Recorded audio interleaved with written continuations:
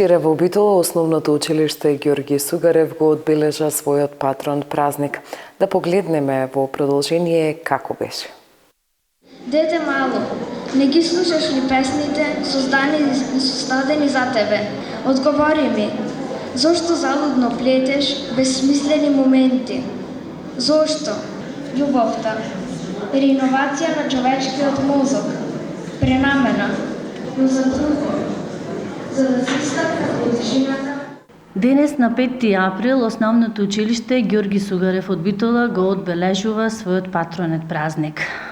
Овој патронет празник оваа година беше одбележан преку одржување на една свечана академија, која што представува еден добар сплет на активности од историски час, литературно читање, делодраматизација, хор и првпат во нашето училиште промоција на нашата изработена училишна химна.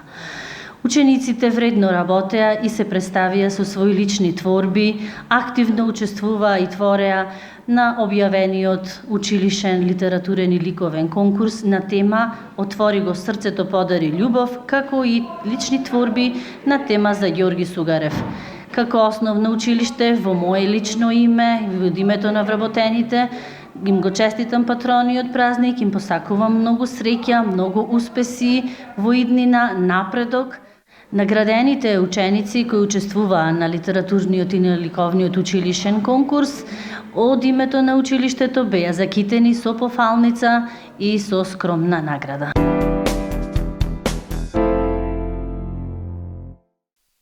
Материјалот кој што предходно го погледнавме представува еден вид најава на моите денешни гости. Тоа се директорката на основното училиште Георги Сугарев, професорка по македонски, професорка по математика, наставнички во ред, нели се разбираме основно образование. Добре ми дојдовте и ви благодарам што ја прифативте поканата денеска да дојдете тука и да позборуваме малку околу активностите на училиштето, а пред се најновата активност, тоа е патрониот празник.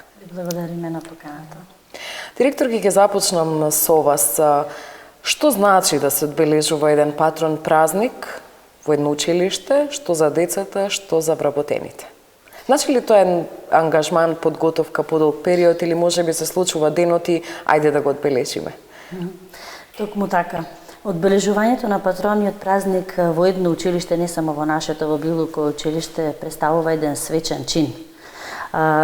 Како што сами рековте, значи тоа бара големи подготовки, макотрпна работа и од страна на учениците и од страна на наставниците, нормално со поддршка на родителите. Тоа се еден сет на активности кои не може да се одработат и да се исполнат во одреден краток временски период. Затоа се подготвувавме многу долго, пред се почнувајќи од формирање на тим кој активно се вклучи во подготовките на патрониот празник, па се до крајната реализација. Оваа година се одлучивме патрониот празник да го одбележиме во повеќе фази, односно, така да кажам, во 3 дела, и тоа почнувајќи спортски надпревари, кои што ги организиравме предходно во понеделникот, значи на 3 започнавме со првите училишни активности, потоа следува отворени часови, отворен ден, реализација на проектни активности и во деленска и во предметна настава. Тоа се случуваше наредниот ден, значи на 4 април, и за конечно крајната подготовка беше околу организацијата и реализацијата на така наречената свечана академија по повод одбележувањето на патрониот празник. Во однос на подготовките, рековте се вклучува нели наставничкиот тим, тука имаме 2 наставнички, македонски јазик како беше вклучен, со што имавме, погледнавме нели во материјалот кога имавме едно девојче кое што читаше своји литературни дела. Вака, прво ви благодарам за поканата во оваа утринска емисија и навистина во последно време многу сме задоволни од третманот на медиумите кон образовните институции, затоа што тоа представува за нас стварно повеќе мотивација, бидејќи она што го работиме имаме каде да го представиме, имаме како да го представиме. Како што знаете, најчесто наставниците, професорите по македонски јазик се на некој начин главни стратези во подготвувањето на ваквите проекти. Меѓутоа, соработката со сите други колеги, пред се соработката со учениците, соработката со техничкиот тим во училиштето, мора да не изостанува. Морам да кажам дека во последно време подготвувањето на патрониот празник представува вистинско доживување. Во едно време се подзаборави на важноста на тој чин и некако одеше формално. Меѓутоа сега, навистина децата со голем интерес, со големо внимание го очекуваат тој ден и вложуваат многу своји идеи. Дури јас можам да речам дека овој пат 3 дена одбележувавме и имавме недостаток на време за да го представиме сето она што може да се представи. Значи, денешниот начин на функционирање на основните барем училишта подразбира интерактивна настава, настава со многу слобода, настава со многу активности, настава со многу техники и собирањето на материјали представува тешкотија да се одбери што, а што да се изостави. Кога на располагање си има толку работи? На располагање имаме многу работи, на располагање имаме многу желби за представување, а и квалитет. Ако нешто навистина сакам да истакнам, тоа е и сериозноста на учениците. Многу сериозно си ги сваќаат своите активности, одговорни се кон проектите за кои што се зафаќаат и можам да речам дека јас имам и некои идеи да има и повеќе вакви одбележувања. Не мора да се чека патрониот празник или да се чека само Нова година. Ние на ниво на нашата општина навистина треба да формираме повеќе вакви пригоди кои што можеме да си ги представуваме талентите на нашите ученици.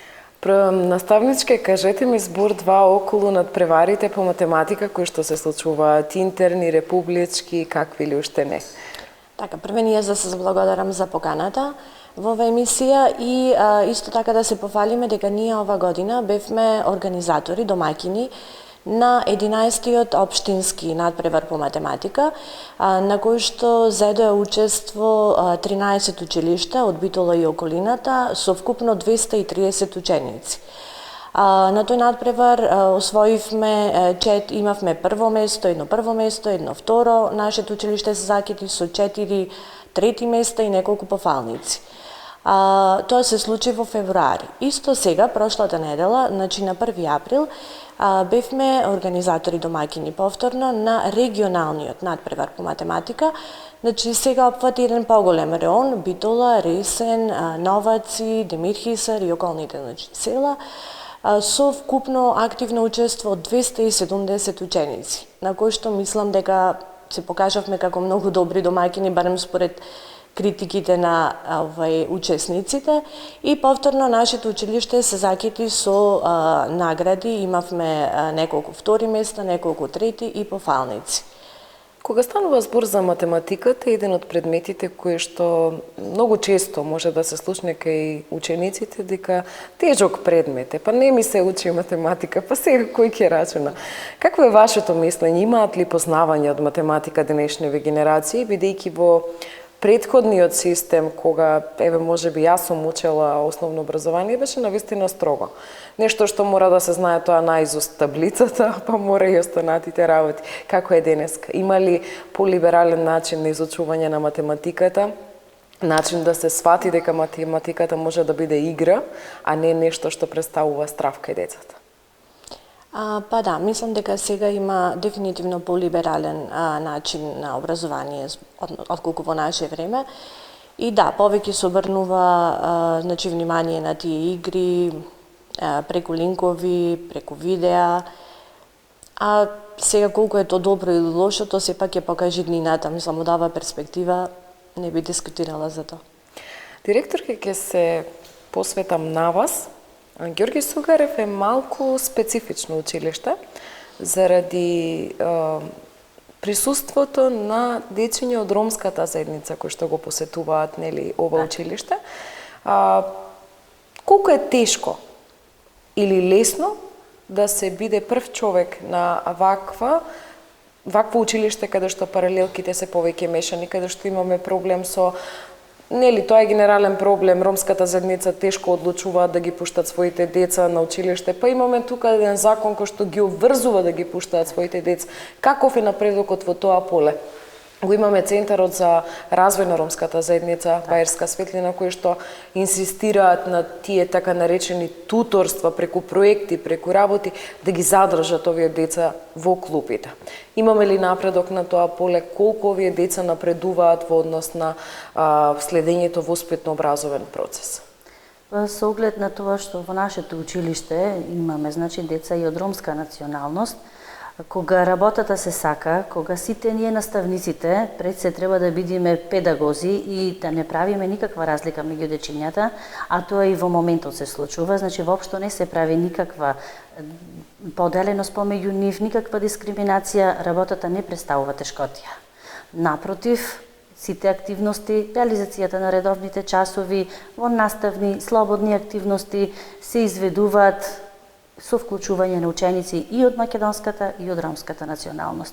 Исто така можам да се пофалам дека соработката со ромските невладини заедници, како што е Бајерска светлина, прекрасно се реализира, тие се секогаш добре дојдени во нашето училиште, вратите им се отворени, постојано се присутни, соработката се одвива на едно навистина високо ниво. Од нивна страна се реализира проектот Туторство, чија цел е да им помагаат на учениците роми, кои што се смета дека се од така наречена социјална група на ученици. Секојдневно се тука присутни, им пружаат помош во изработка на домашни задачи, им помагаат во изучување на наставните содржини, така да можам да кажам дека навистина опфатот на ученици од ромска националност во овој момент се трудиме да биде на многу повисоко ниво. И тоа и се случува. Така, ова не е пракса или случај годинава или неколку години наназад, точно се знае дека Ѓорги Сугарев заради местоположбата на верската населба гравитира ромското население кај нас. Сега, како долгогодишен учесник во овој систем, би ве запрашала дали чувствувате разлика претходно и сега, кога сумнал како ромска невладина организација го отвори тој Центар за ран детски развој. Дали првачињата од ромска националност, кога денеска ќе дојдат, покажуваат поинакви резултати за разлика од претходните години кога тој центар не постоеше? Да, тоа се случува. И во рамките на нашето училиште, има простори кои ги користи Центарот за ран детски развој, а и во близина имаме, во близина нашето училиште, уште еден Центар за ран детски развој кој што ги опфаќа дечињата не само од ромска националност, туку за чиста среќа ги посетуваат и ученици од македонска националност, што значи дека интересот е навистина многу голем. Се трудиме и се обидуваме истите тие дечиња да го продолжат образовниот процес, односно да бидат наши идни првачиња во училиштето. Следново прашање се однесува на трите, бидејќи не знам кој е покомпетентен, бидејќи вие секојдневно сте низ ходниците на училиштето. Постои ли она малолетничка деликвенција или така да се израза малолетничко насилство во училиштата? Во никој случај. Веднаш би можела да кажам, воопшто не се прави никаква разлика.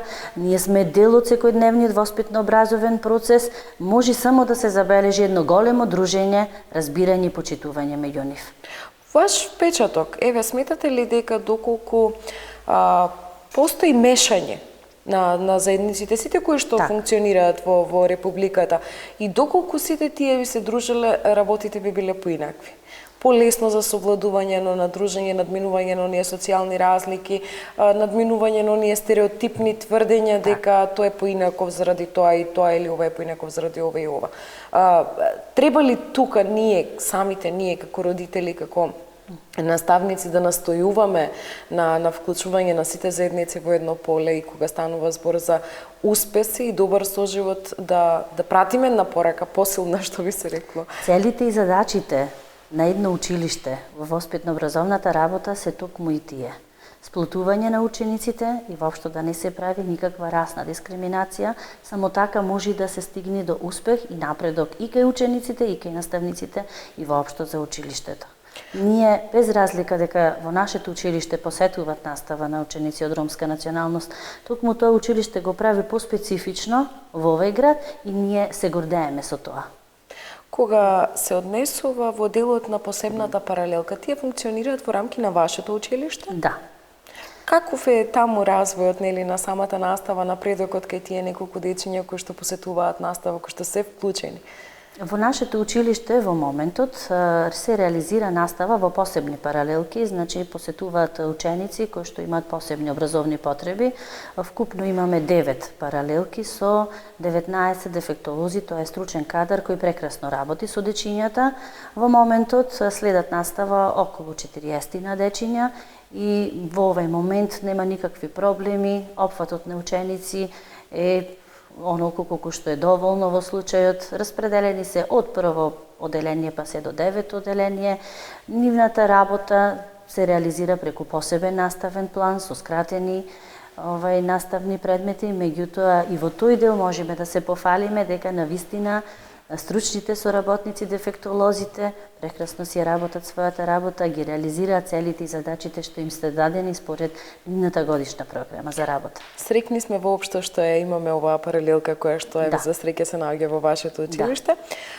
Наставничке, кажете ми околу делот на литературниот развој кај децата. Забележувате ли во последно време дека децата навистина имаат еден поголем порив да она што им е во главата да го пренесат на хартија и утре други ден да стануваат нели поетеси, писатели и слично. Имаме и случај во вашето училиште кога девојче веќе има издадено збирка. Значи вака, ги знаеме условите во кои што денес нашите деца живеат. Услови на развојна техника, во која што многу полесно им е да се пронајдат, отколку она време кога литературата беше нивна преокупација. Меѓутоа, ете наспроти се што се случува, во последно време се јавуваат деца кои што пишуваат. Навистина, пишуваат убави стихови, токму поради таа слобода и токму поради таа информираност што ја добиваат од техниката. Мене ми се случи кога направив конкурс во врска со патронатот, значи, да добијам толку многу песни, да добијам толку многу творби, што се изненадив затоа што јас бев препуштена на онаа мисла дека децата не читаат, децата не пишуваат, децата не се интересираат за литературата. И кога ги прочитав стиховите, видов дека се работи за издржани стихови, значи како што сум јас во повисоките одделенија, 7, 8, 9, значи стиховите се на ниво на нивната возраст, талентот е евидентен. И навистина ми беше задоволство, бев пријатно изненадена од тоа дека и покрај се сепак имаме желба за творештво. Само уште едно прашање кон вас.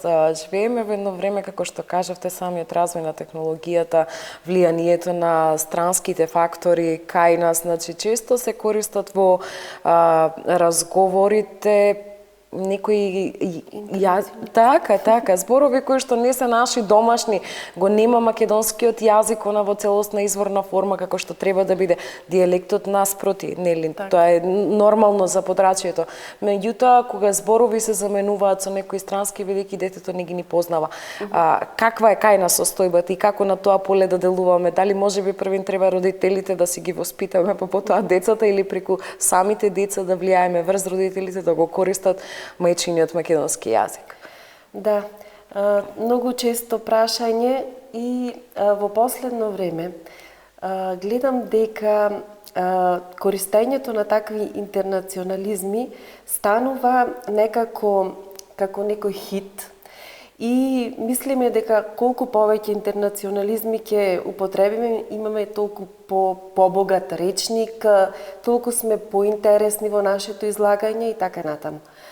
Меѓутоа, денес она што ни е потребно е еден чист македонски литературен јазик, кој што ние за среќа во Битола, со нашиот битолски дијалект, го имаме во гените, што се вели, и можеме само да го расипиме со употребување на интернационализми или диалектизми и да го зачинуваме со некои такви непотребни работи. Јас забележувам кај децата сега дека не се пристрасни многу. Ние повеќе возрастните одиме кон прифаќање на таа странската терминологија, за да децата... не се чувствуваме стари, ние да, тоа го правиме. Да, а децата се уште си го задржуваат она што е на нивно ниво, не прифаќаат толку многу интернационализми, меѓутоа сега децата прифаќаат нешто друго. Во ова време на серии, во ова време на некои неквалитетни... Скопското говорно подрачје треба да се караме за тоа. Дефинитивно. Значи, тие несвесно, слушајќи ги таквите говори, ги прифаќаат.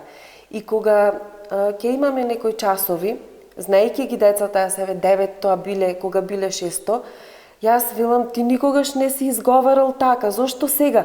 И ми даваат одговор, несвесно го правам тоа, не сум свесен дека одговарам, дека зборувам така. Значи, сега тоа не можеме да се бориме ние со се, што ни е понудено, меѓутоа, сепак настојувајќи ние наставниците, од дома малце да ги... Оти сега е нивното време, сега тие се формираат во својата личност и како говорители, и како понатамошни луѓе, па навистина е убаво во секојдневието да сретнуваш човек кој што зборува литературно, кој што зборува чисто, кој што го негува мајчиниот јазик, особено во ова време кај што се бијат битки. Секако, да не навлекуваме во политиката. Она што сакав да го кажам, ако во мое време, нели пред некои 20-30 години, доколку зборуваше човек литературно, многу ни беше смешно. Наспроти тоа што сега ние возрастните се трудиме тој скопски говор, па наспроти тие интернационализми, примеси, жаргони, за да станеме некако поинтересни. Наставничке по математика, повторно сум кај вас. Она што сакам да ве прашаме повторно за начинот на совладување на математиката, кога денеска секој едно дете својот мобилен го носи во джеп. Би се случило ли, треба да поставите задача, а некој на дигитрончето или на калкулаторот од телефонот да си пресметува? Колку децата се користат со тие помошни алатки кога треба да стане збор, нели, за совладување на математичките операции? Да, нажалост, мислам, тоа е секојдневие, не само во нашата школа, туку и секаде. Вие ми сте тука, затоа. Да, мислам, генерално, да. И тоа е голем пропуст, макар што ние се бориме против тоа, бидејќи сега е моментот на совладување, на учење на тие техники, на множење, на делење, и ако сега не се научи тоа, нормално потоа не може ни да се надокнади.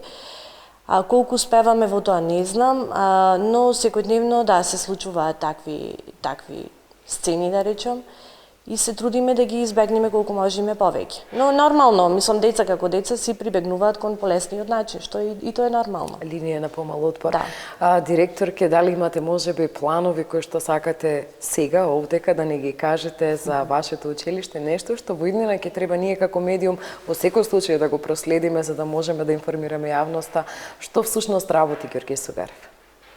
Секогаш сте добре дојдени во нашето училиште и веќе пред самиот почеток на оваа утринска емисија јас ви најавив дека ќе имаме и понатаму средби и уште други емисии. Имаме многу што да се пофалиме за она што досега се работело и она што во иднина следува и ќе се работи. Училиштето е како некој магнет, привлекува голем број на проекти. Веќе досега се реализирани голем број проекти, а нема да останеме во никој случај на ова ниво. Продолжуваме, бидејќи во училиштето можам да се пофалам дека работи на вистина високо квалитетен стручен кадар кој не се штеди себе си, работи вредно, заеднички работиме како тим, секогаш сме спремни идеите да ги пласираме на маса и да прифатиме она што е позитивно, она што би можело да биде корисно за самото училиште, за сите ученици. Ќе има напредок и во иднина, се надеваме, само со заедничка соработка со сите наставници, со поддршка од родителите, од учениците. И ние сме тука, нели, како медиуми. Уште едно прашање пред да ви се заблагодарам за гостувањето. Дали може би вие претендирате кон на зелено знаме? Еко училиште? Да, во секој случај, значи нема да останеме, како што реков, на ова, одиме и понатаму во освојување на многу проекти. Во освојување, да, на награди, на признанија се надеваме, само во заедничка соработка, само со поддршка на нашите ученици, вредно работат, се вклучуваат, како што и досега еве, самиот патронет празник се надоврзам на колешката, беше за нас изненадување кога ги повикавме вредно и активно да творат на училишниот литературен и ликовен конкурс и навистина имаа прекрасни и литературни, а и ликовни творби. Така. Јас ви благодарам што денеска бевте овде со мене, што ги споделивме сите овие информации, колку за патронатот, толку и од општо значење нели за целокупното општество. Се надевам, како што рековме, нели си ветивме едни на други дека повторно ќе се видиме овде. Мило ми беше и ви посакувам голем број успеси понатаму во развојот на вашето училиште. Благодариме на поканата. А ние, почитувани гледачи, продолжуваме со програмата понатаму.